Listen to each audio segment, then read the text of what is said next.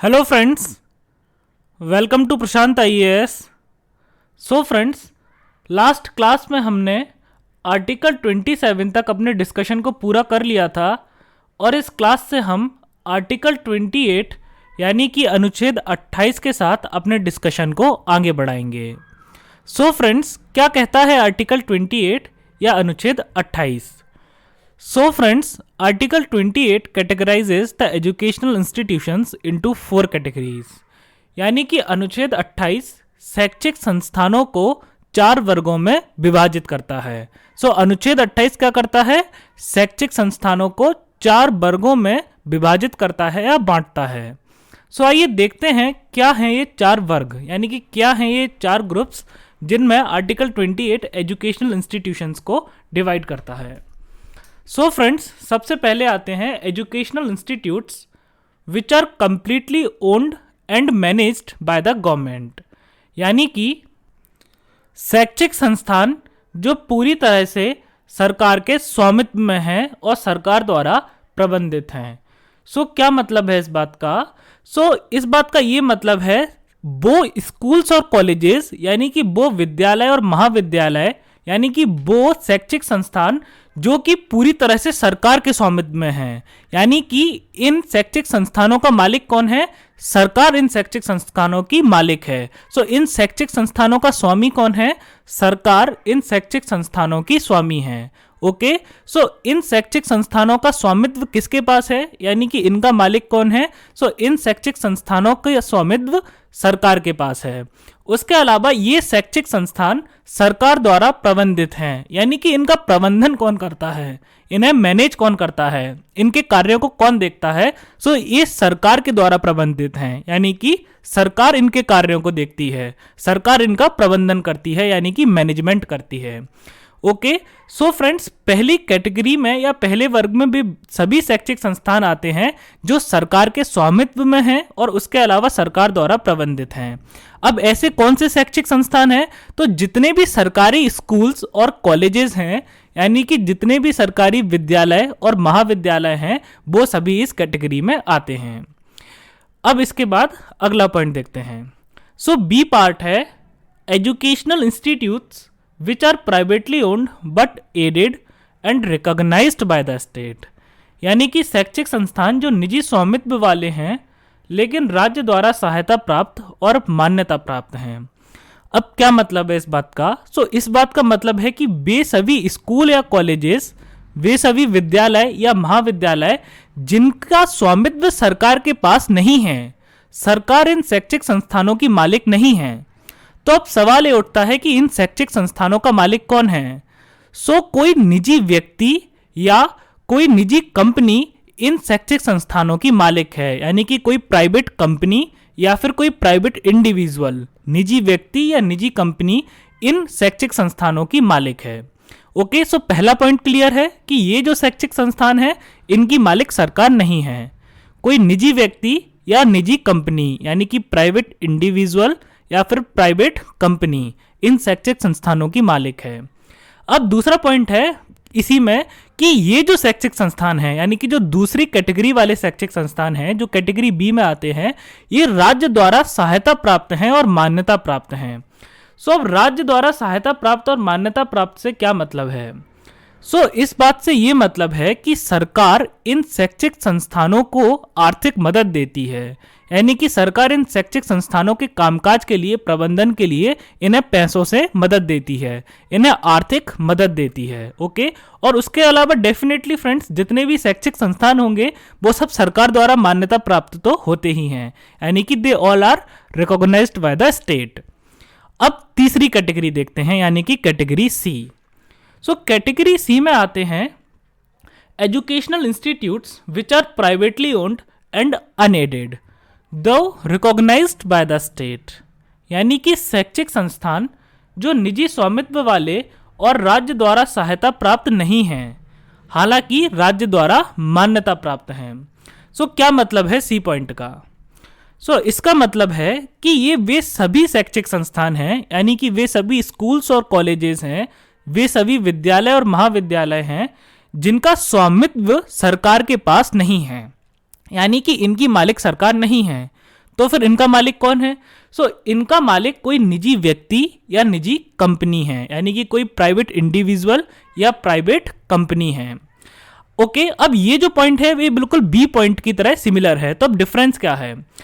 अब फ्रेंड्स, जो category B वाले शैक्षिक संस्थान थे वो राज्य द्वारा सहायता प्राप्त थे, लेकिन कैटेगरी सी वाले यानी कि तीसरे वर्ग में आने वाले शैक्षिक संस्थान जो हैं वो राज्य द्वारा सहायता प्राप्त नहीं होते हैं। यानी कि सरकार ऐसे शैक्षिक संस्थानों को किसी भी प्रकार की आर्थिक मदद नहीं देती है। सरकार ऐसे किसी भी शैक्षिक संस्थान को पैसों से मदद नहीं करती है। ओके, और हालांकि ये भी राज्य द्वारा मान्यता प्राप्त ही होते हैं। ये हो गए कैटेगरी सी या तीसरी कैटेगरी वाले एजुकेशनल इंस्टीट्यूशंस। अब हम देखते हैं चौथी कैटेगरी में कौन से शैक्षिक संस्थान आते हैं। Educational institutions which are managed by state but founded by the fund in the form of religious endowment और चैरिटी। यानी कि शैक्षिक संस्थान जो राज्य द्वारा प्रबंधित होते हैं और धार्मिक दान के रूप में प्राप्त निधि द्वारा स्थापित किए जाते हैं। अब क्या मतलब है इस बात का? फ्रेंड्स, अब ये जो शैक्षिक संस्थान है यानी कि जो कैटेगरी डी वर्ग 4 वाले शैक्षिक संस्थान हैं, इन शैक्षिक संस्थानों की स्थापना के लिए यानी कि जब इनको बनाया जा रहा था तो इनकी स्थापना के लिए ना तो देश की सरकार पैसा देती है और उसके अलावा ना ही कोई प्राइवेट इंडिविजुअल और प्राइवेट कंपनी पैसा देती है। यानी कि ना तो सरकार पैसा देती है, ना ही कोई निजी व्यक्ति पैसा देता है और ना ही कोई निजी कंपनी पैसा देती है। तो अब सवाल ये उठता है कि इन शैक्षिक संस्थानों के निर्माण के लिए पैसा आता कहाँ से है? जब इन शैक्षिक संस्थानों को, इन एजुकेशनल इंस्टीट्यूट्स को एस्टेब्लिश किया जाना हो यानी कि स्थापित किया जाना हो, जो धार्मिक दान से पैसा आता है यानी कि जो धार्मिक दान के रूप में निधि प्राप्त होती है उससे इनको स्थापित किया जाता है। क्या मतलब है इस बात का? मान के चलिए जैसे कोई एक विशेष धर्म है, अब उस धर्म के जो फॉलोअर्स होंगे यानी कि अनुयायी होंगे वो क्या करेंगे, वो अपने धर्म के लिए और अपने धर्म से संबंधित देवी देवताओं के लिए दान करेंगे, उनको चढ़ावा देंगे और इस दान से जो पैसा इकट्ठा होगा उस पैसे से शैक्षिक संस्थान को बनाया जाएगा। ओके, लेकिन ये जो शैक्षिक संस्थान होते हैं ये भी राज्य द्वारा प्रबंधित होते हैं, यानी कि इनका मैनेजमेंट या इनका कामकाज कौन देखता है? सरकार इनका प्रबंधन देखती है। आइए अब आगे बढ़ते हैं। अब फ्रेंड्स, अब सवाल उठता है कि आर्टिकल 28 एक्चुअल में करता क्या है। ये तो हमने देख लिया कि इसने शैक्षिक संस्थानों को 4 वर्ग में विभाजित किया, लेकिन अब हम एक्चुअल में देखते हैं कि ये करता क्या है। Article 28 deals with imparting religious teachings in educational institutions, यानी कि अनुच्छेद 28 शैक्षिक संस्थानों में धार्मिक शिक्षण प्रदान करने से संबंधित है। अनुच्छेद 28 क्या बताता है कि क्या शैक्षिक संस्थानों में यानी कि स्कूलों में और कॉलेजों में, ओके, यानी कि विद्यालयों में और महाविद्यालयों में, स्कूल्स में एंड कॉलेजेस में क्या धार्मिक शिक्षण प्रदान किया जा सकता है, यानी कि धर्म से संबंधित कोई भी शिक्षा दी जा सकती है, धर्म से संबंधित भाषण दिए जा सकते हैं। अनुच्छेद 28 ये बताता है सबसे पहले कि क्या किसी भी शैक्षणिक संस्थान में, किसी भी शैक्षिक संस्थान में धर्म से संबंधित शिक्षण दिया जा सकता है या नहीं दिया जा सकता है, और यदि दिया जा सकता है तो किन किन श्रेणी के, किन किन वर्ग के शैक्षिक संस्थानों में ऐसा शिक्षण दिया जा सकता है। आइए देखते हैं। Friends, in the first category no religious instructions whatsoever can be imparted, यानी कि पहली श्रेणी में कोई भी धार्मिक निर्देश नहीं दिए जा सकते। अब क्या मतलब है इस बात का? पहली श्रेणी कौन सी थी, पहली कैटेगरी कौन सी थी? पहली कैटेगरी वो थी जहां पर शैक्षिक संस्थानों का मालिक कौन था? सरकार मालिक थी, और उनका प्रबंधन कौन करता था? सरकार उनका प्रबंधन करती थी। ओके, यानी कि एक तरह से वे सरकारी स्कूल्स और कॉलेजेस थे, सरकारी विद्यालय और महाविद्यालय थे। सरकारी स्कूल्स और कॉलेजेस में किसी भी प्रकार का धार्मिक शिक्षण नहीं दिया जा सकता, किसी भी धर्म से संबंधित शिक्षा नहीं दी जा सकती, चाहे वो हिंदू, मुस्लिम, सिख, ईसाई, पारसी, जैन, कोई सा भी धर्म हो, किसी भी धर्म से संबंधित शिक्षा नहीं दी जा सकती। अब friends, in second and third category religious instructions can be imparted but students can not be compelled to attend them, यानी कि दूसरी और तीसरी श्रेणी में धार्मिक निर्देश दिए जा सकते हैं, लेकिन छात्रों को इसमें शामिल होने के लिए बाध्य नहीं किया जा सकता है। क्या मतलब है इस बात का? सबसे पहले दूसरी और तीसरी श्रेणी के शैक्षणिक संस्थान कौन से हैं? ये वे शैक्षिक संस्थान हैं जिनका स्वामित्व सरकार के पास नहीं है। तो इनका स्वामित्व किसके पास है? किसी निजी व्यक्ति या किसी निजी कंपनी के पास है, यानी कि किसी प्राइवेट इंडिविजुअल या किसी प्राइवेट कंपनी के पास है। उसके अलावा जो दूसरी कैटेगरी के शैक्षणिक संस्थान थे, ये जो थे वो राज्य द्वारा सहायता प्राप्त थे, यानी कि ये एडेड थे, यानी कि दे वर एडेड बाय द स्टेट, यानी कि सरकार इनको आर्थिक सहायता प्रदान करती थी।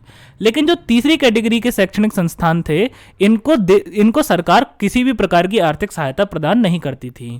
तो ऐसे जितने भी शैक्षिक संस्थान हैं जो दूसरी और तीसरी श्रेणी में आते हैं, इनमें धार्मिक निर्देश दिए जा सकते हैं, यानी कि किसी भी धर्म से संबंधित शिक्षा इनमें दी जा सकती है।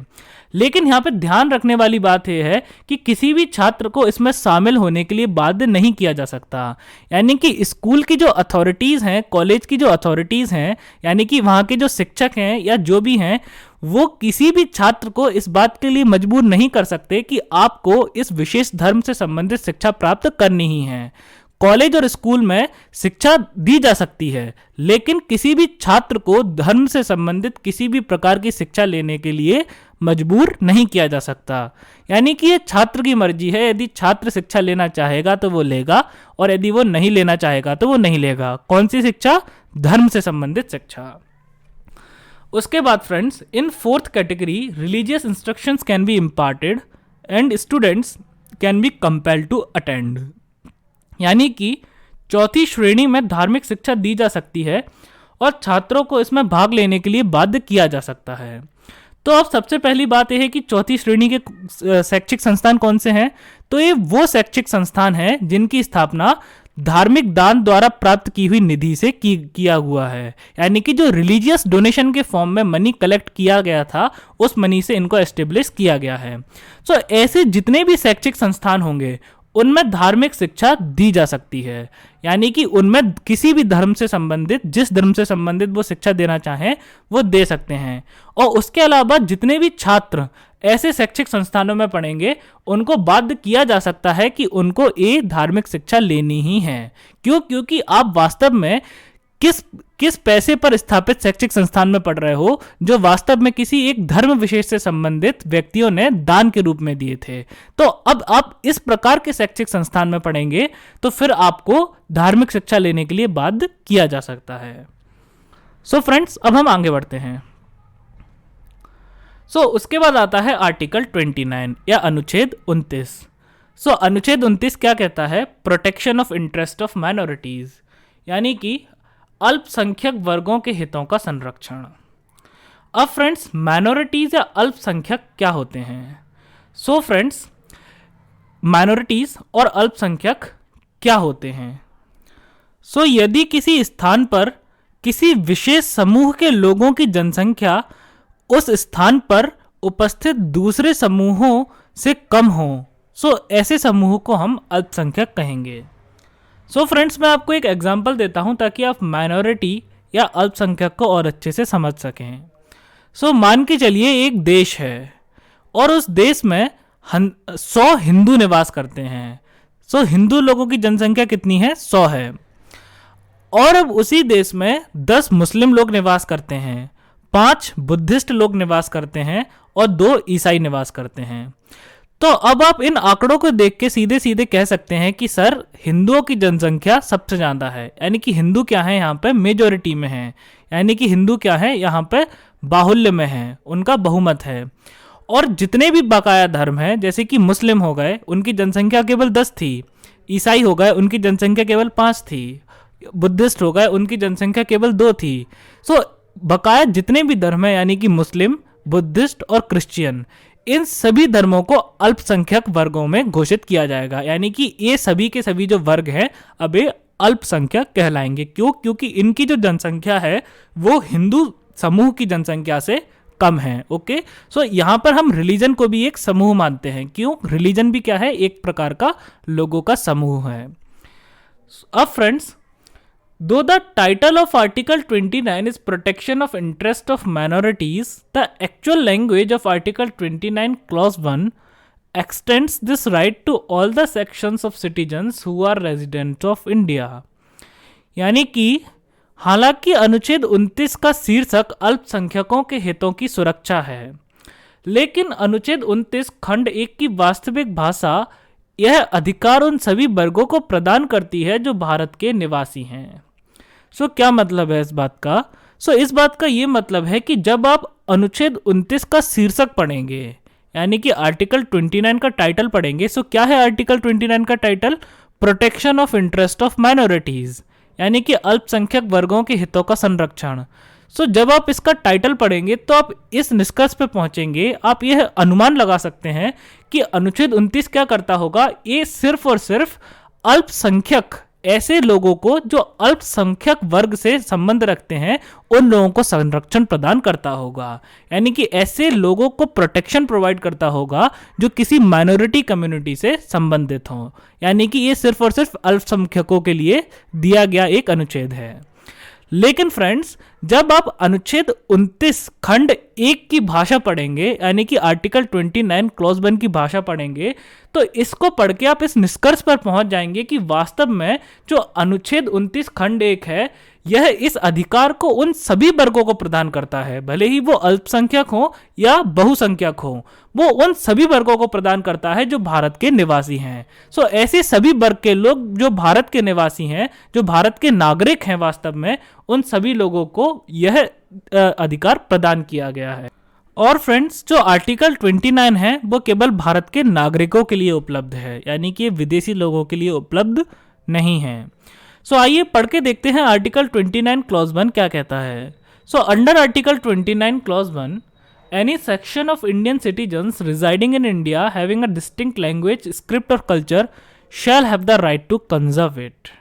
यानी कि अनुच्छेद 29 खंड 1 के अनुसार भारत के राज्य क्षेत्र या उसके किसी भाग के निवासी नागरिकों के किसी अनुभाग को उनकी जिसकी अपनी विशेष भाषा, लिपि या संस्कृति है, उसे बनाए रखने का अधिकार होगा। क्या मतलब है इस बात का?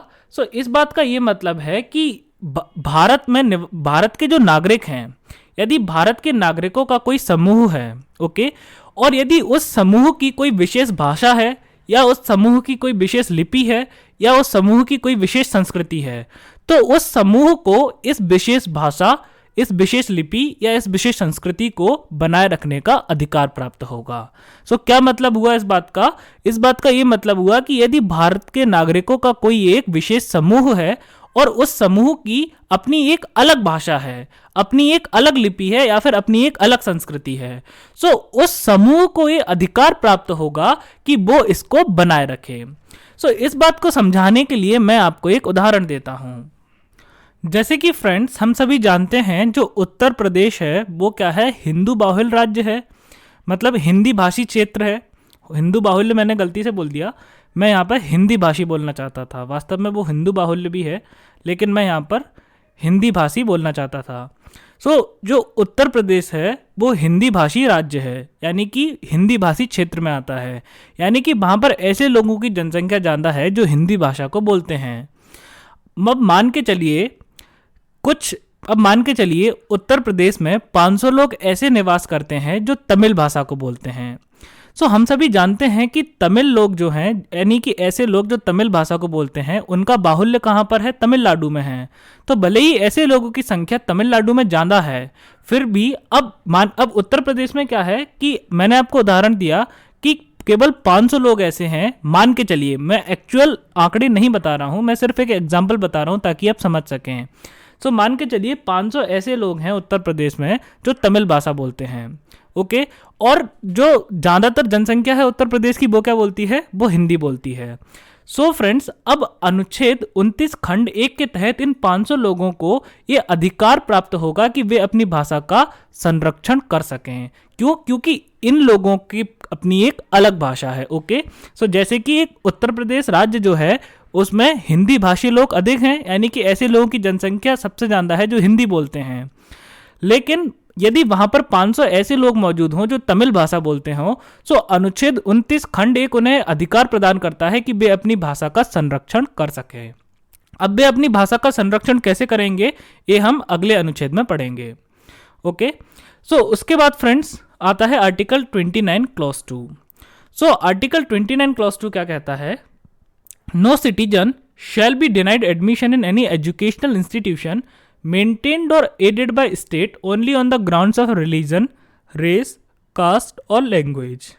यानी कि राज्य द्वारा पोषित या राज्य निधि से सहायता पाने वाले किसी शिक्षा संस्थान में प्रवेश से किसी भी नागरिक को केवल धर्म, मूलवंश, जाति, भाषा या इनमें से किसी भी आधार पर वंचित नहीं किया जाएगा। सो क्या मतलब है इस बात का? सबसे पहले तो ये ऐसे शैक्षिक संस्थानों की बात कर रहा है जिनको सरकार द्वारा आर्थिक मदद दी जाती है। यानी कि यहाँ पर ऐसे सभी शिक्षा संस्थानों की बात की जा रही है जिनको सरकार जो है आर्थिक मदद देती है। अब अनुच्छेद 29 खंड 2 कहता है कि ऐसे किसी भी शिक्षा संस्थान में देश के किसी भी नागरिक को प्रवेश देने से मना नहीं किया जा सकता, और वो भी केवल धर्म, मूलवंश, जाति या भाषा या इनमें से किसी के भी आधार पर। ओके, किसी भी ऐसे शिक्षा संस्थान में जिसको सरकार आर्थिक सहायता प्रदान करती हो, देश के किसी भी नागरिक को केवल धर्म, मूलवंश, जाति, भाषा या इनमें से किसी भी आधार पर प्रवेश देने से वंचित नहीं किया जाएगा। अब इस बात को समझाने के लिए मैं आपको एक उदाहरण देता हूं। फ्रेंड्स, मान के चलिए दो व्यक्ति हैं, संता और बंता। अब जो संता है वो ऊंची जाति से संबंध रखता है, यानी कि उसका जन्म एक ऊंचे कुल के परिवार में हुआ है, और जो बंता है वो एक नीची जाति से संबंध रखता है, यानी कि उसका जन्म एक नीची जाति वाले परिवार में हुआ है। तो अब ऐसे किसी शिक्षा संस्थान में यदि ये दोनों व्यक्ति प्रवेश लेने जाते हैं जिसको राज्य द्वारा जो पोषित हो या जिसे राज्य निधि से सहायता प्राप्त होती हो, यानी कि सरकार जिसे आर्थिक सहायता देती हो, तो ऐसे शिक्षा संस्थान में जो अथॉरिटीज हैं, यानी कि जो एडमिशन देने वाले लोग हैं, वो सिर्फ इस आधार पर इनमें से किसी एक को एडमिशन देने से मना नहीं कर सकते कि आप ऊंची जाति या नीची जाति से संबंध रखते हो। जैसे कि जो एडमिशन देने वाली अथॉरिटीज़ हैं वो ये नहीं कह सकती, जो प्रवेश देने वाली अथॉरिटीज़ हैं वो ये नहीं कह सकते कि चूंकि संता एक ऊंची जाति से संबंध रखता है इसलिए सिर्फ और सिर्फ संता को प्रवेश दिया जाएगा, और बंता जो है वो नीची जाति से संबंध रखता है इसलिए बंता को प्रवेश नहीं दिया जाएगा। तो ऐसा वो नहीं कर सकते, सरकार ऐसा नहीं कर सकती। ओके, देश के किसी भी नागरिक को सिर्फ उसके धर्म, मूलवंश, जाति या भाषा या इनमें से किसी भी आधार पर किसी ऐसे शैक्षिक संस्थान में प्रवेश देने से नहीं रोका जा सकता जिसे सरकार आर्थिक सहायता प्रदान करती हो। फ्रेंड्स, अब हम आगे बढ़ते हैं। उसके बाद आता है आर्टिकल 30। क्या कहता है article 30? Article 30 deals with rights of minority communities to establish and administer educational institutions, यानी कि शिक्षा संस्थानों की स्थापना और प्रशासन करने का अल्पसंख्यक वर्गों का अधिकार। क्या मतलब है इस बात का? इस बात का ये मतलब है कि भारत में जितने भी अल्पसंख्यक वर्ग हैं उन सभी अल्पसंख्यक वर्गों को अपने शिक्षा संस्थानों को स्थापित करने और उनका प्रशासन करने का अधिकार प्राप्त है। ओके, मैंने आपको अनुच्छेद 29 खंड 1 में बताया था कि वो अपनी भाषा, संस्कृति या लिपि को बनाए रख सकते हैं, उसका संरक्षण कर सकते हैं। तो वो वास्तव में अपनी लैंग्वेज, स्क्रिप्ट और कल्चर का संरक्षण कैसे करेंगे, उसका प्रोटेक्शन कैसे करेंगे? तो डेफिनेटली एक स्कूल या कॉलेज बनाएंगे, उसमें जो उन्हीं के ग्रुप के लोग हैं उनको वो अपनी भाषा सिखाएंगे, और इस प्रकार से वो अपनी भाषा का, अपनी संस्कृति का या अपनी लिपि का संरक्षण कर पाएंगे। भाषा, लिपि या संस्कृति का संरक्षण करने का सबसे बेस्ट तरीका है कि आप एक स्कूल या कॉलेज बनाएं और उसमें अपने ही समूह के लोगों को या दूसरे समूह के लोगों को भी आप अपनी भाषा, अपनी संस्कृति या अपनी लिपि के बारे में पढ़ा सकते हैं। ओके, अनुच्छेद 30 कहता है कि जितने भी अल्पसंख्यक वर्ग हैं उन सभी को यह अधिकार प्राप्त है कि वो अपने शिक्षा संस्थान बना सकते हैं, यानी कि अपने स्कूल्स और कॉलेजेस बना सकते हैं, और वो उनका प्रशासन कर सकते हैं, यानी कि उनके प्रबंधन के लिए नियम बना सकते हैं, उनके कामों के लिए नियम बना सकते हैं। Now friends, it classifies minorities on the basis of religion और language. Further, minorities are identified at national और स्टेट लेवल, यानी कि यह अल्पसंख्यकों को धर्म या भाषा के आधार पर वर्गीकृत करता है, और इसके अलावा अल्पसंख्यकों की पहचान राष्ट्रीय या राज्य स्तर पर की जाती है। क्या मतलब है इस बात का? इस बात का ये मतलब है कि जितने भी अल्पसंख्यक समूह हैं वो या तो धर्म के आधार पर होंगे या भाषा के आधार पर होंगे। भारत में अल्पसंख्यक होने के केवल दो आधार हो सकते हैं कि या तो आपके धर्म का संख्या कम हो, यानी कि या तो आप धार्मिक रूप से अल्पसंख्यक हो या फिर आप भाषायिक रूप से अल्पसंख्यक हो। उसके अलावा अल्पसंख्यकों की पहचान एक तो पूरे भारत के लेवल पर होगी, पूरे राष्ट्रीय लेवल पर होगी, उसके अलावा राज्य के स्तर पर इनकी पहचान होगी। फ्रेंड्स, जैसे कि यदि मैं आपको बताऊं तो यदि हम पूरे भारत के स्तर पर देखें और यदि हम धर्म के आधार पर अल्पसंख्यक देखें, धर्म के आधार पर जैसे कि हम जानते हैं इंडिया में हिंदुओं की जनसंख्या सबसे अधिक है। भारत क्या है, एक हिंदू बाहुल देश है, यानी कि यहाँ पर हिंदुओं की मेजॉरिटी है, हिंदुओं की जनसंख्या सबसे अधिक है। यहाँ पर अब अल्पसंख्यकों का दर्जा किसे किसे प्राप्त है?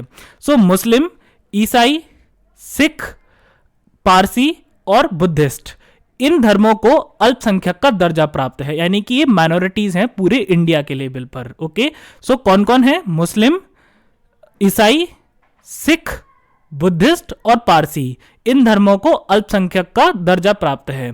अब फ्रेंड्स, सर्वोच्च न्यायालय के अनुसार जो धर्म के बेसिस पर अल्पसंख्यक देखे जाने थे, यानी कि जो धार्मिक अल्पसंख्यक थे, वो केवल राष्ट्रीय स्तर पर देखे जाएंगे, वो राज्य स्तर पर नहीं देखे जाएंगे। धर्म से संबंधित जो अल्पसंख्यक हैं वो सिर्फ राष्ट्रीय स्तर पर यानी कि नेशनल लेवल पर देखे जाएंगे, राज्य स्तर पर नहीं देखे जाएंगे। लेकिन जो भाषा के आधार पर अल्पसंख्यक घोषित किए जाते हैं, यानी कि जो भाषा से संबंधित अल्पसंख्यक हैं, उनको राज्य के स्तर पर भी देखा जाएगा। ओके, उनको राज्य स्तर पर भी देखा जाएगा। जैसे कि मैंने आपको अभी उत्तर प्रदेश और तमिल बोलने वाले लोगों का एग्जाम्पल दिया था। जैसे कि उत्तर प्रदेश क्या है, उत्तर प्रदेश एक हिंदी भाषी क्षेत्र है, यानी कि वहां पर ऐसे लोगों की जनसंख्या अधिक है जो हिंदी बोलते हैं। हिंदी बोलने वाले लोग क्या हो गए, वहां पर बाहुल्य में हो गए, वो बहुमत में हो गए। लेकिन मान के चलिए उत्तर प्रदेश में यदि 500 तमिल बोलने वाले लोग रहते हों, तो ये जो तमिल बोलने वाले लोग हैं उनकी जनसंख्या काफी कम है। तमिल बोलने वाले लोग उत्तर प्रदेश में क्या कहलाएंगे? अल्पसंख्यक कहलाएंगे। और चूंकि अभी भाषा के आधार पर अल्पसंख्यक हैं उत्तर प्रदेश में, तो इनको ये अधिकार प्राप्त होगा कि वे अपने शिक्षा संस्थान बना सकें और अपनी भाषा के बारे में शिक्षण दे सकें। ये कहता है अनुच्छेद 30। अब आगे बढ़ते हैं। उसके बाद आता है फ्रेंड्स आर्टिकल 30 क्लॉज 1A, यानी कि अनुच्छेद 30 खंड 1 का। क्या है ये आर्टिकल, हम देखते हैं। It was added by 44th amendment act 1978, यानी कि इसे 44वें संविधान संशोधन अधिनियम 1978 द्वारा जोड़ा गया था। क्या मतलब हुआ इस बात का? इस बात का ये मतलब हुआ कि यह अनुच्छेद शुरुआत से संविधान का हिस्सा नहीं था। 44वें संविधान संशोधन अधिनियम द्वारा देश की संसद ने इस अधिनियम को, इस अनुच्छेद को संविधान में जोड़ा था। अब क्या कहता है ये आर्टिकल, देख लेते हैं। Minority educational institutions enjoy right to property as their fundamental right, यानी कि अल्पसंख्यक शैक्षणिक संस्थानों को संपत्ति का अधिकार उनके मौलिक अधिकार के रूप में प्राप्त है। फ्रेंड्स, जैसे कि हम सभी जानते हैं कि जो संपत्ति का अधिकार है वो अब मौलिक अधिकार नहीं बचा है। अब किसी के भी पास संपत्ति का अधिकार एक मौलिक अधिकार के रूप में नहीं बचा है, उसको मौलिक अधिकारों की सूची से हटा दिया गया है। लेकिन अभी भी अनुच्छेद 30 खंड 1 का के अनुसार जितने भी अल्पसंख्यक शैक्षणिक संस्थान हैं, यानी कि अल्पसंख्यकों के स्कूल्स और कॉलेजेस हैं, तो जितने भी अल्पसंख्यकों के शिक्षा संस्थान हैं उनके पास संपत्ति का अधिकार एक मौलिक अधिकार के रूप में प्राप्त है।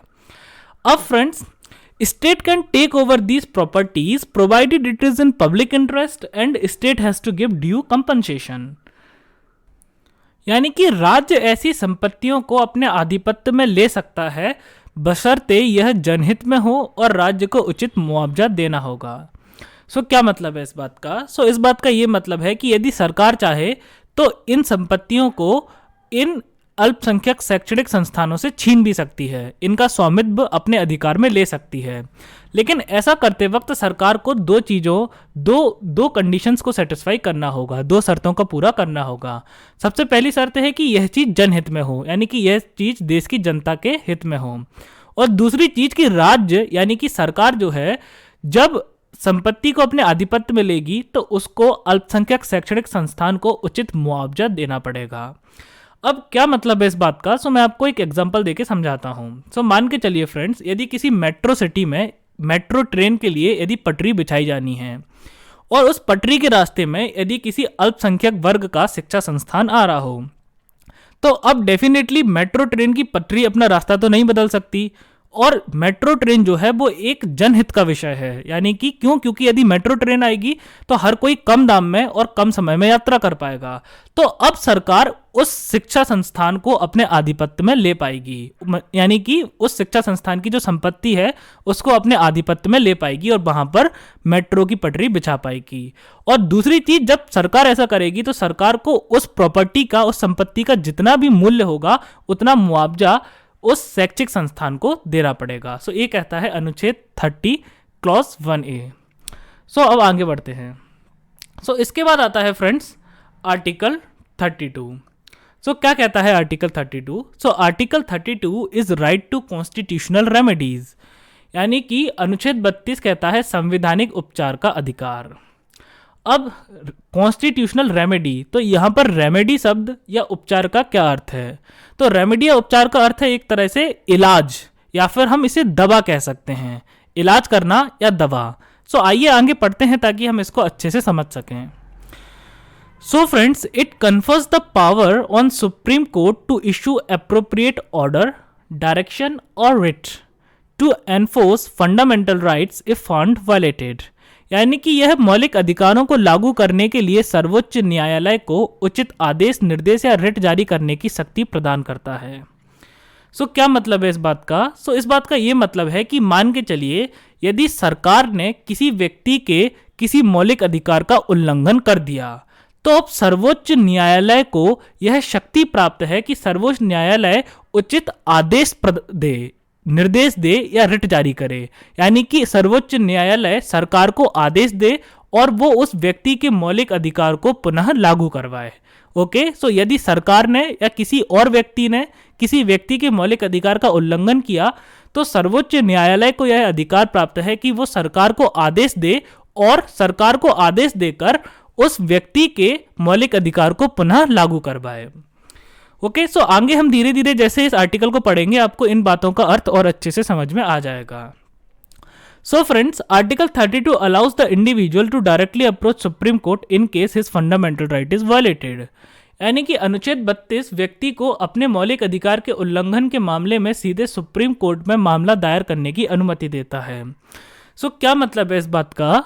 इस बात का ये मतलब है कि यदि किसी व्यक्ति का साधारण कानूनी अधिकार का उल्लंघन हुआ हो तो वो व्यक्ति सबऑर्डिनेट कोर्ट में ही जा सकता है। ओके, लेकिन यदि किसी व्यक्ति के किसी मौलिक अधिकार का उल्लंघन हुआ हो, भले ही उस मौलिक अधिकार का उल्लंघन सरकार ने किया हो या फिर किसी अन्य व्यक्ति ने किया हो, तो ऐसी अवस्था में व्यक्ति सरकार या उस व्यक्ति के खिलाफ जिसने मौलिक अधिकार का उल्लंघन किया है सीधे देश के सर्वोच्च न्यायालय में केस दायर कर सकता है, मामला दायर कर सकता है। और उसके अलावा उसके बाद जो सर्वोच्च न्यायालय है वो उस व्यक्ति को राहत प्रदान करेगा जिस व्यक्ति के मौलिक अधिकार का उल्लंघन हुआ है। तो आप स्वयं सोचिए कि मौलिक अधिकार कितने अधिक महत्वपूर्ण हैं, कि जो मौलिक अधिकार हैं यदि उनका उल्लंघन होता है तो आप सीधे देश के सुप्रीम कोर्ट में, देश के सर्वोच्च न्यायालय में मामला दायर कर सकते हैं। और यह शक्ति आपको कौन देता है? तो यह शक्ति आपको अनुच्छेद 32 देता है। तो इसीलिए अनुच्छेद 32 कितना महत्वपूर्ण है? क्योंकि अनुच्छेद 32 वास्तव में आपको यह शक्ति प्रदान करता है कि यदि आपके मौलिक अधिकार का उल्लंघन हुआ है तो आप सीधे सर्वोच्च न्यायालय जा सकें। Means Article 32 contains legal remedy for the violation of fundamental right, यानी कि अनुच्छेद 32 मौलिक अधिकार के उल्लंघन के लिए कानूनी उपचार प्रदान करता है।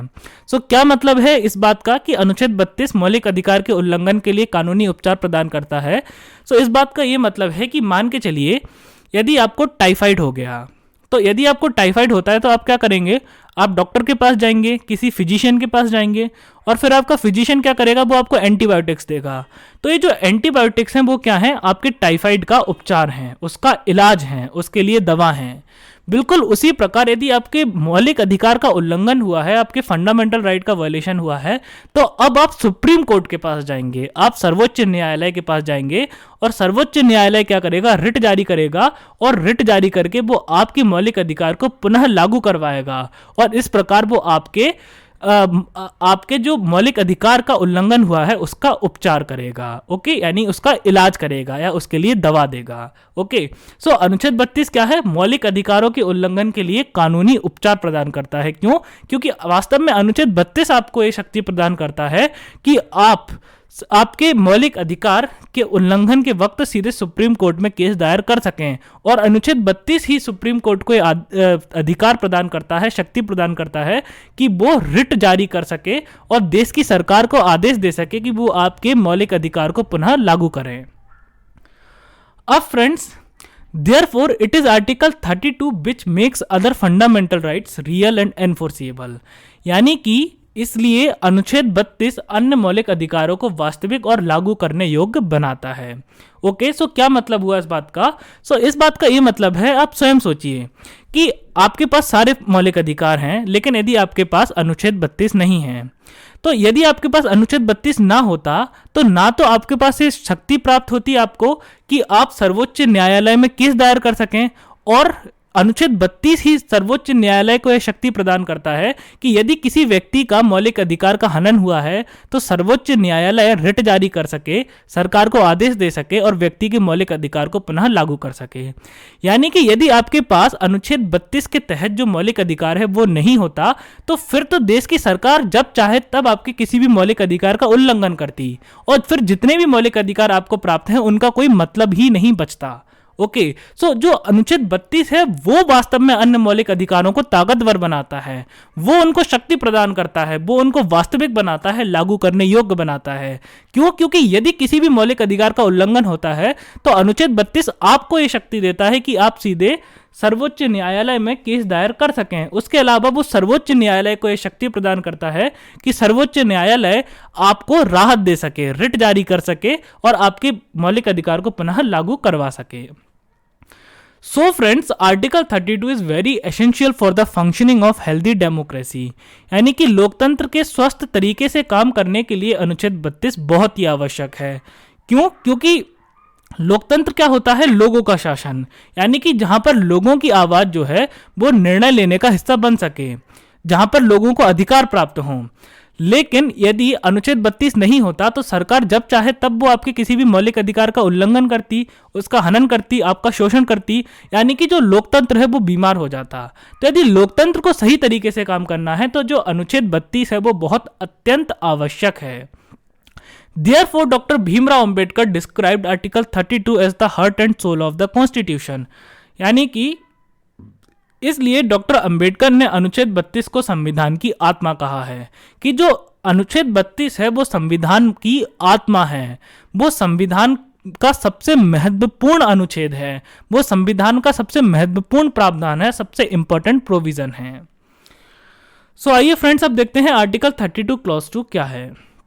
It is writ jurisdiction of supreme court, यानी कि यह सर्वोच्च न्यायालय को रिट जारी करने की शक्ति प्रदान करता है। अब रिट का क्या मतलब है? रिट का मतलब होता है कस्टमाइज्ड ऑर्डर, यानी कि order with some special effect, यानी कि रिट का मतलब होता है एक ऐसा आदेश जिसका एक विशेष प्रभाव हो या फिर एक ऐसा आदेश जिसका एक विशेष अर्थ हो, विशेष मीनिंग हो। रिट का मतलब क्या है? एक ऐसा आदेश जिसका एक विशेष प्रभाव हो, विशेष अर्थ हो, यानी कि order with some special effect. अब फ्रेंड्स, रिट के बारे में हम कल के लेक्चर में बिल्कुल डिटेल में चर्चा करेंगे और एक एक करके हर टाइप की रिट के बारे में पढ़ेंगे, लेकिन अभी आप इतना समझिए कि रिट का मतलब है order with some special effect, यानी कि एक विशेष प्रभाव वाला आदेश। Okay, now this concept was adopted from England, यानी कि इस अवधारणा को इंग्लैंड से अपनाया गया था। यानी कि हमने इस अवधारणा को, यानी कि रिट का जो कॉन्सेप्ट है उसको कहाँ से लिया? इंग्लैंड से लिया। In Indian Constitution, writ jurisdiction is enjoyed by Supreme Court under Article 32 and High Court under Article 226, यानी कि भारतीय संविधान में रिट जारी करने की शक्ति अनुच्छेद 32 के तहत सर्वोच्च न्यायालय और अनुच्छेद 226 के तहत उच्च न्यायालय को प्रदान की गई है। क्या मतलब है इस बात का? इस बात का ये मतलब है कि अनुच्छेद 32 सर्वोच्च न्यायालय को रिट जारी करने की शक्ति प्रदान करता है और अनुच्छेद 226 उच्च न्यायालयों को रिट जारी करने की शक्ति प्रदान करता है। Now friends, writ jurisdiction allows the court to issue appropriate writ for the enforcement of the rights of individual। यानी कि रिट जारी करने की शक्ति व्यक्ति के अधिकारों के प्रवर्तन के लिए अदालत को उचित रिट जारी करने का अधिकार प्रदान करती है। रिट जारी करने की शक्ति का क्या मतलब है कि यदि किसी व्यक्ति के मौलिक अधिकार का हनन हुआ है, चाहे उसका उल्लंघन सरकार ने किया हो या किसी और व्यक्ति ने किया हो, तो ऐसी स्थिति में सर्वोच्च न्यायालय और उच्च न्यायालयों को अधिकार प्राप्त है कि वो रिट जारी कर सकें और रिट जारी करके वो क्या कर सकें, एक विशेष प्रकार का आदेश दे सकें और उस आदेश से वे उस व्यक्ति के मौलिक अधिकार को पुनः लागू करवा सकें। अब friends, writ jurisdiction also implicitly confers the power of judicial review to High Court and Supreme Court। यानी कि रिट जारी करने की शक्ति अप्रत्यक्ष रूप से उच्च न्यायालय और उच्चतम न्यायालय को न्यायिक समीक्षा का अधिकार प्रदान करती है, की शक्ति प्रदान करती है। ओके, सबसे पहले जुडिशियल रिव्यू क्या है या न्यायिक समीक्षा क्या है? जुडिशियल रिव्यू या न्यायिक समीक्षा का अर्थ होता है कि जब जो न्यायालय है वो कार्यपालिका या विधायिका के किसी कार्य की समीक्षा करे कि वास्तव में वो कार्य सही है या नहीं है, वो कार्य सही तरीके से किया गया है या नहीं किया गया है, तो उसे कहते हैं जुडिशियल रिव्यू या न्यायिक समीक्षा। मैं आपको एक एग्जांपल देता हूं ताकि आप इस चीज़ को बहुत अच्छे से समझ सकें। अब फ्रेंड्स, मान के चलिए एक व्यक्ति है पप्पू नाम का। अब ये जो व्यक्ति है इसको पुलिस ने अरेस्ट किया और पुलिस ने जब इस व्यक्ति को गिरफ्तार किया तो पुलिस ने ना तो इसको ये बताया कि उसको गिरफ्तार क्यों किया जा रहा है, ना पुलिस के पास कोई सबूत था ना पुलिस के पास कोई सबूत था जब पुलिस ने इस व्यक्ति को गिरफ्तार किया। उसके अलावा ना पुलिस ने उसको उसके परिवारजनों को बताने दिया कि उस व्यक्ति को गिरफ्तार किया जा रहा है और ना उस पुलिस ने उस व्यक्ति को वकील से सलाह लेने दी। यानी कि हम एक तरह से कहें तो पुलिस ने क्या किया, उस व्यक्ति के यानी कि पप्पू के अनुच्छेद 22 का उल्लंघन किया। अब फ्रेंड्स, और ना ही पुलिस ने क्या किया, पप्पू को मजिस्ट्रेट के सामने पेश किया। ओके, उसको जुडिशियल मजिस्ट्रेट के सामने यानी कि उसको जुडिशियल मजिस्ट्रेट के सामने पेश भी नहीं किया। अब फ्रेंड्स उसके तो इस बात का क्या मतलब है? अब अनुच्छेद 21 क्या कहता है, यानी कि आर्टिकल 21 क्या कहता है कि no person can be deprived of his life और personal liberty except according to the procedure established by the law. यानी कि किसी भी व्यक्ति को उसकी प्राण और दैहिक स्वतंत्रता से विधि द्वारा स्थापित प्रक्रिया द्वारा ही वंचित किया जा सकता है। यानी कि यदि सरकार या पुलिस किसी व्यक्ति को उसकी प्राण या दैहिक स्वतंत्रता से वंचित करना चाहते हैं, यानी कि उसको मारना चाहते हैं या गिरफ्तार करना चाहते हैं, तो ऐसा वो केवल विधि द्वारा स्थापित प्रक्रिया से ही कर सकते हैं और विधि द्वारा स्थापित प्रक्रिया के अलावा वो ऐसा नहीं कर सकते। अब विधि क्या कहती है? विधि तो यही कहती है जो अनुच्छेद 22 में लिखा है, यानी कि पुलिस जब भी किसी व्यक्ति को गिरफ्तार करे तो पुलिस को उसको ये बताना होगा कि उसको किस आधार पर गिरफ्तार किया जा रहा है। वो अपने परिवारजनों से बता सकता है कि उसको गिरफ्तार किया जा रहा है, वो वकील से सलाह ले सकता है, उसको एक न्यायाधीश के सामने पेश किया जाएगा। ओके, लेकिन पुलिस ने ऐसा कुछ भी नहीं किया, यानी कि पुलिस ने उस व्यक्ति को विधि द्वारा स्थापित प्रक्रिया से गिरफ्तार नहीं किया। यानी कि पुलिस ने इस व्यक्ति की जो गिरफ्तारी की वो क्या है, इलीगल है, एक गैर कानूनी है। अब जब पप्पू गायब हो गया तो उसके परिवारजनों को चिंता हुई, तो परिवारजनों को क्या होगी, चिंता होगी कि हमारा बेटा कहाँ गया। तो परिवारजन क्या करेंगे, कोर्ट जाएंगे और वो सर्वोच्च न्यायालय में जाके इस बात को कहेंगे कि हमारा बेटा जो है वो गायब हो गया है। ओके, या फिर उनको यदि कहीं से पता चल जाता है कि पुलिस ने उनके बेटे को गैर कानूनी रूप से उठा लिया है, तो वो सर्वोच्च न्यायालय में जाके पुलिस के खिलाफ शिकायत दर्ज कराएंगे कि पुलिस ने गैर कानूनी तौर पर हमारे बेटे को उठा लिया है। अब सर्वोच्च न्यायालय क्या करेगा, अब सर्वोच्च न्यायालय पुलिस के इस कार्य की समीक्षा करेगा, यानी कि उसका जुडिशियल रिव्यू करेगा या न्यायिक समीक्षा करेगा कि क्या पुलिस ने इस व्यक्ति को सही तरीके से गिरफ्तार किया या नहीं किया, क्या पुलिस का ये कार्य सही था या नहीं था। और डेफिनेटली जब सुप्रीम कोर्ट पुलिस के इस कार्य की न्यायिक समीक्षा करेगा तो सुप्रीम कोर्ट पाएगा कि जो पुलिस ने किया है वो गैर कानूनी है, पुलिस ने स्वयं कानून का पालन नहीं किया।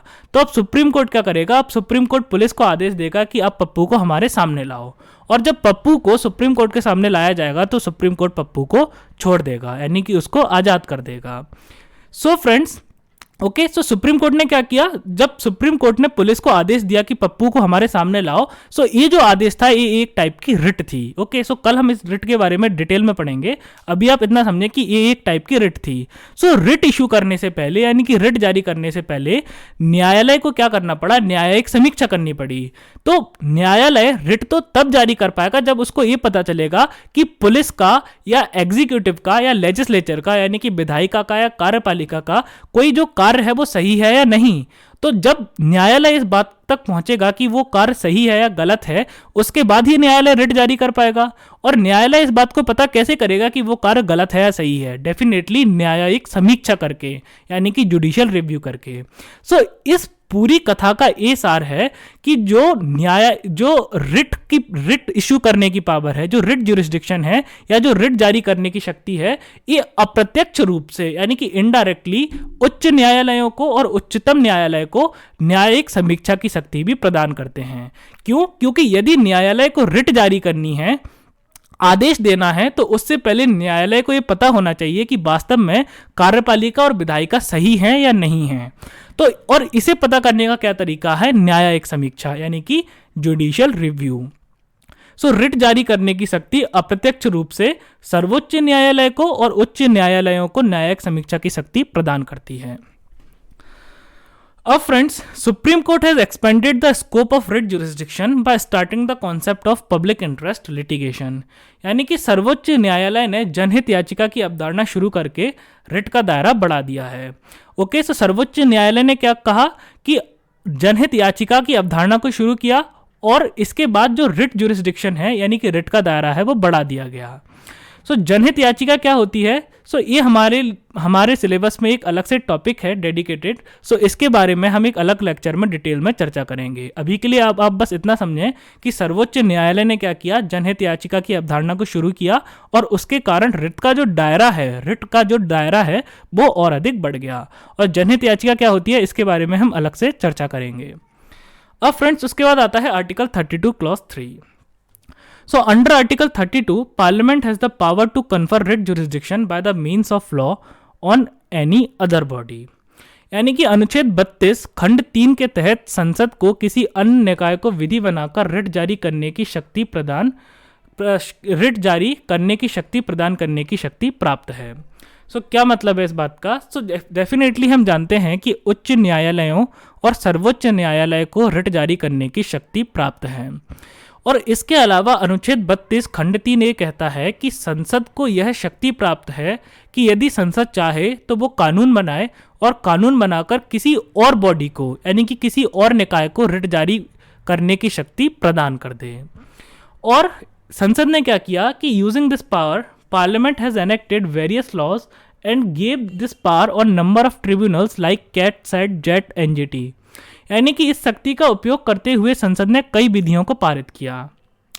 तो जो शक्ति संसद को अनुच्छेद 32 खंड 3 ने दी है, संसद ने क्या किया, इस शक्ति का उपयोग किया और संसद ने बहुत सारी विधियों को पारित किया। और क्या किया संसद ने कि कैट, सेट, जेट, एनजीटी जैसे कई अधिकरणों को यह शक्ति प्रदान की। अब कैट क्या होता है? कैट मतलब होता है सेंट्रल एडमिनिस्ट्रेटिव ट्रिब्यूनल, यानी कि केंद्रीय प्रशासनिक न्यायाधिकरण। सेट क्या होता है? स्टेट एडमिनिस्ट्रेटिव ट्रिब्यूनल, यानी कि राज्य प्रशासनिक न्यायाधिकरण। ऐसे ही जेट क्या होता है? Joint administrative tribunal. ऐसे ही एनजीटी क्या होता है? नेशनल ग्रीन ट्रिब्यूनल, यानी कि राष्ट्रीय हरित अधिकरण। ओके, सो ऐसे जितने भी अधिकरण हैं या न्यायाधिकरण हैं, उन सभी को रिट जारी करने की शक्ति देश की संसद ने प्रदान की। सो फ्रेंड्स, अब हम आगे बढ़ते हैं। सो फ्रेंड्स, अब अनुच्छेद 32 के साथ हमारे सारे मौलिक अधिकार पूरे हो जाते हैं और अब हमारे पास बचता है केवल आर्टिकल 21 कैपिटल है, यानी कि अनुच्छेद 21 खंड का।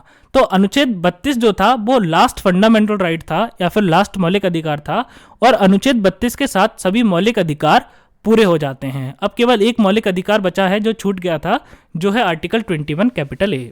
सो आइए पढ़ते हैं। So it was introduced in Constitution by 86th Constitutional Amendment Act 2002, यानी कि इसे संविधान में 86वें संविधान संशोधन अधिनियम 2002 द्वारा पेश किया गया था। सो क्या मतलब है इस बात का? सो डेफिनेटली इस बात का ये मतलब है कि ये शुरुआत से संविधान का हिस्सा नहीं था। बाद में 2002 में जब संसद ने संविधान को संशोधित किया तो और संविधान को संशोधित करके देश के संविधान में इस अनुच्छेद को जोड़ा गया। अब फ्रेंड्स, अनुच्छेद 21 का कहता क्या है? आर्टिकल 21 कैपिटल ए कहता क्या है? फ्रेंड्स, अगर मैंने गलती से खंड का बोल दिया हो तो उस बात को आप इग्नोर कर देना। इसको हम ऐसे पढ़ेंगे, आर्टिकल 21 कैपिटल ए या फिर अनुच्छेद 21 का या फिर आर्टिकल 21 कैपिटल ए। सो क्या कहता है article 21 capital A? State shall provide free and compulsory education to every child of age group 6 to 14। यानी कि राज्य 6 से 14 आयु वर्ग के प्रत्येक बच्चे को मुफ्त और अनिवार्य शिक्षा प्रदान करेगा।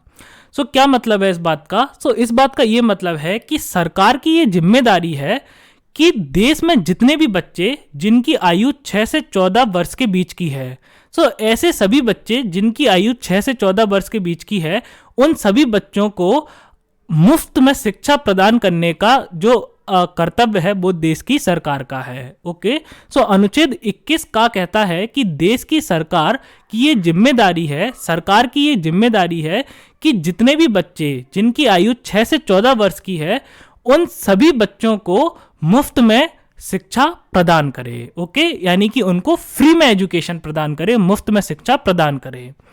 अब फ्रेंड्स, जो मुफ्त शिक्षा है यानी कि फ्री एजुकेशन है, ये राज्य की जिम्मेदारी है, यानी कि ये सरकार की जिम्मेदारी है।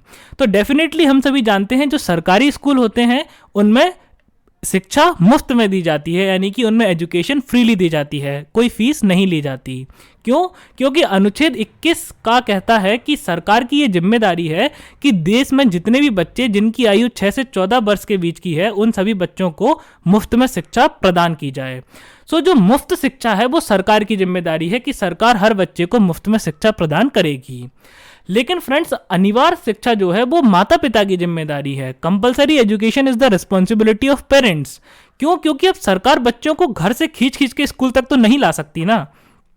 तो सरकार ऐसा नहीं कर सकती कि हर बच्चे के घर में जाए और बच्चे को खींच के स्कूल तक लाए।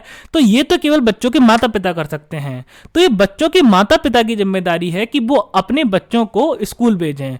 तो हर माता पिता की जिम्मेदारी है कि उनके बच्चे जिनकी उम्र 6 से 14 वर्ष के बीच में हो, उन सभी बच्चों को वो क्या करें?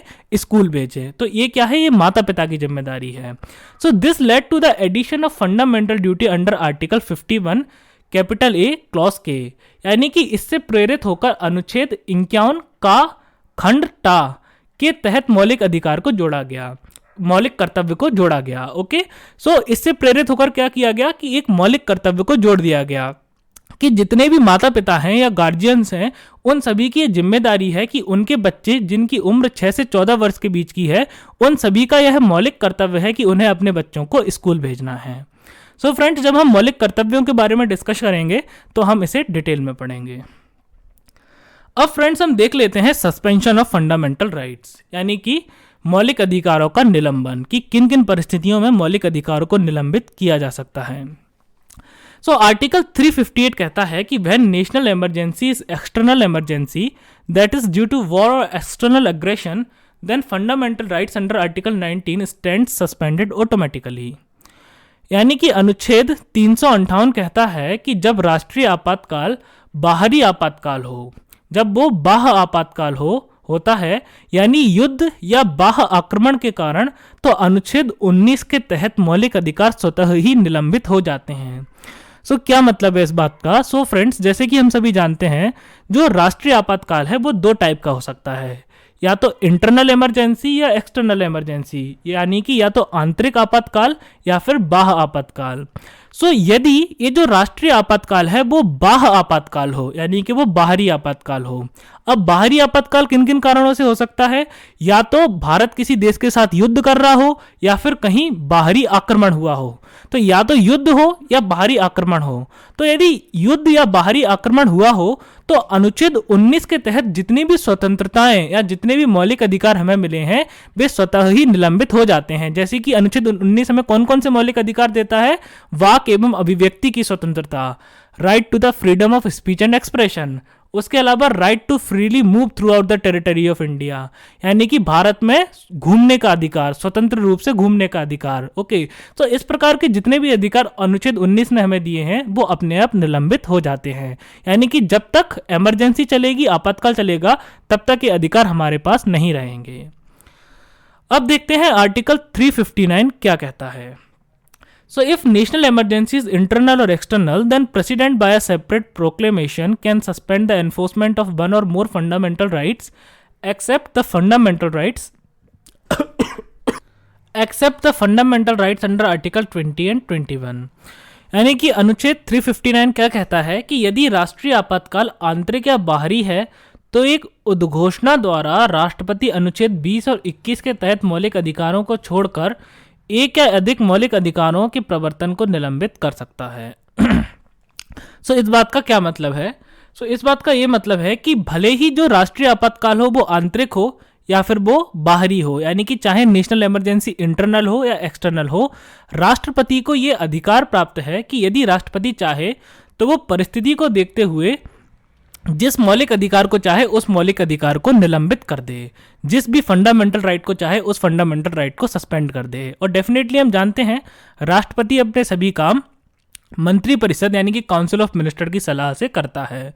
राष्ट्रपति को यह अधिकार प्राप्त है कि भले ही राष्ट्रीय आपातकाल आंतरिक हो या बाहरी हो, कैसे भी राष्ट्रीय आपातकाल में राष्ट्रपति एक उद्घोषणा द्वारा जितने भी मौलिक अधिकार हैं, जो भी मौलिक अधिकार है, यानी कि राष्ट्रपति को परिस्थिति को देखते हुए जिस भी मौलिक अधिकार का निलंबन सही लगता है, राष्ट्रपति उस मौलिक अधिकार का प्रवर्तन को निलंबित कर सकता है। ओके, लेकिन फ्रेंड्स यहाँ पर ध्यान देने वाली बात यह है कि राष्ट्रपति अनुच्छेद 20 और 21 के तहत हमें जो मौलिक अधिकार दिए गए हैं उनको कभी भी निलंबित नहीं कर सकता है। और इस चीज को कब जोड़ा गया था? 44th कॉन्स्टिट्यूशनल अमेंडमेंट एक्ट यानी कि 44वें संविधान संशोधन द्वारा जोड़ा गया था कि अनुच्छेद 20 और 21 को कभी भी निलंबित नहीं किया जाएगा। फ्रेंड्स, इसके साथ ही फंडामेंटल राइट्स यानी कि मौलिक अधिकारों का हमारा टॉपिक आज पूरा होता है, आज ये कंप्लीट होता है। अब फ्रेंड्स, कल की क्लास में हम रिट के बारे में डिटेल में डिस्कशन करेंगे। फ्रेंड्स, नोट्स की लिंक मैंने वीडियो के डिस्क्रिप्शन में दे दी है। आप डिस्क्रिप्शन से नोट्स डाउनलोड कर सकते हैं। उसके अलावा आप मेरे ब्लॉग से भी डायरेक्टली नोट्स डाउनलोड कर सकते हैं और आप मुझे इंस्टाग्राम पे फॉलो कर सकते हैं।